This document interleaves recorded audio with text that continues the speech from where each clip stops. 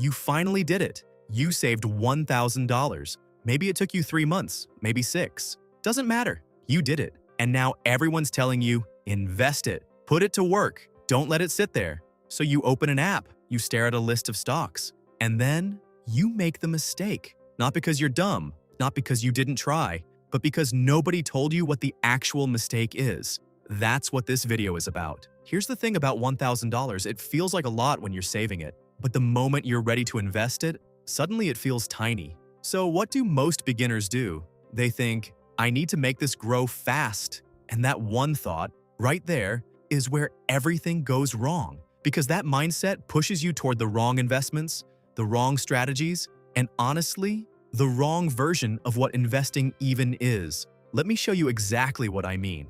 Meet Charlie. Charlie saves $1,000. He's excited, motivated, ready to build wealth. He opens his investing app and sees a stock that went up 40% last month. He thinks, if I put my $1,000 here and it does that again. So he puts all $1,000 into one stock. You already know where this is going. The stock drops 35% in 2 months. His $1,000 is now $650. He lost $350. Not because the market is evil, not because he was unlucky, but because he concentrated everything into one bet. This is called lack of diversification, and it's the #1 mistake beginners make with their first $1,000.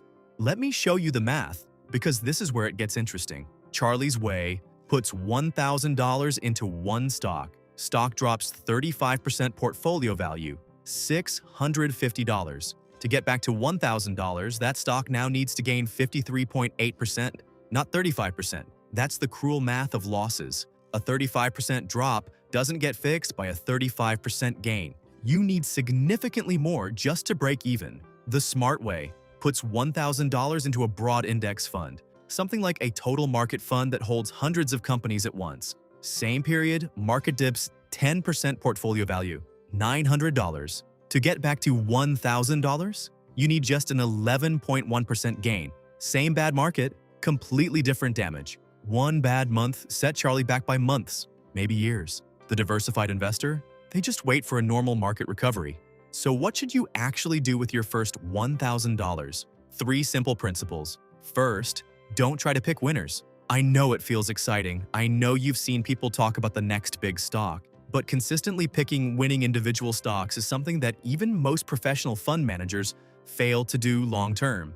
You don't need to beat the market. You need to be the market. Second, buy boring, broad funds. Index funds that track the overall market, like an S&P 500 fund or a total market fund, give you instant diversification. Your $1,000 is now spread across hundreds of companies. One company failing doesn't sink you. Third, think in years, not weeks. Your $1,000 isn't going to make you rich in 6 months. But here's what it can do. If you invest $1,000 today and add just $200 a month at a historical average return of 8% per year, in 20 years you'd have approximately $118,000. You put in roughly $49,000 total. The rest, $69,000, is the market working for you? That's the boring truth nobody talks about. Here's the mindset shift that changes everything. Your first $1,000 isn't about returns. It's about building the habit. The investor who puts in $1,000 and learns patience, that person will invest $5,000 next year and $20,000 the year after. The investor who puts in $1,000 loses $350 and rage quits, they might never come back. Charlie didn't lose just $350 that day. He lost the compounding of every future dollar he would have invested. That's the real cost of the mistake. So here's your one takeaway from this video. Diversify first, optimize later. Your first $1,000 should be boring. It should be safe. It should be in something that spreads your risk across the entire market. Get rich slow, because get rich fast usually means get broke fast. If you want to see exactly how I'd invest $1,000 step by step, that video is coming next week. Subscribe so you don't miss it. And if this helped you, drop a comment. What's stopping you from investing your first $1,000 right now? See you in the next one.